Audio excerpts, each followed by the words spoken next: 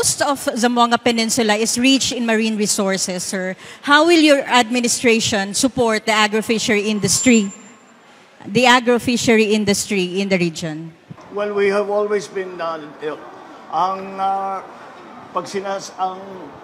sinasabi natin agriculture, ang ibig sabihin ng agriculture hindi lamang bigas o mais, kung hindi pati fisheries at saka livestock.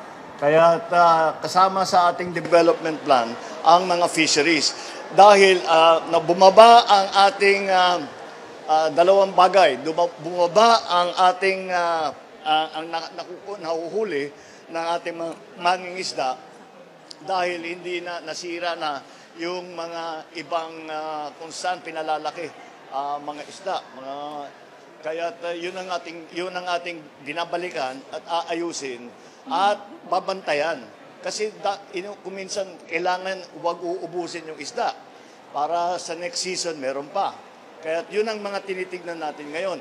At may mga lugar na hindi dapat gawing palaisdaan dahil ito nga ay para sa breeding, para dumami ang population ng mga isda. Kaya yun ang mga ating pinaplanong. Bukod pa doon ay yung sa cold storage na ating ginagawa. Dahil ang spoilage natin ngayon ay hanggang 30% ang nasisira doon sa isdang nahuli natin. Dahil walang nabubulok, walang cold storage. Kaya naglatayo tayo ng cold storage. Doon naman sa mga maliliit na bagsakan ay magbibigay tayo ng gawaan ng yelo. Para yung yelo na yan, yun ang ilalagay nila sa bangka para pag may nahuli sila, ilalagay doon sa yelo, hindi masisira yung isda.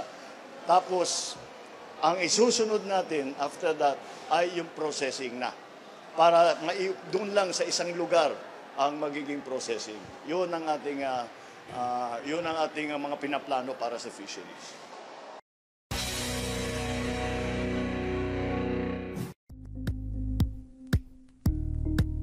Thank you for watching Politico TV. Please like and subscribe to our channel for more videos.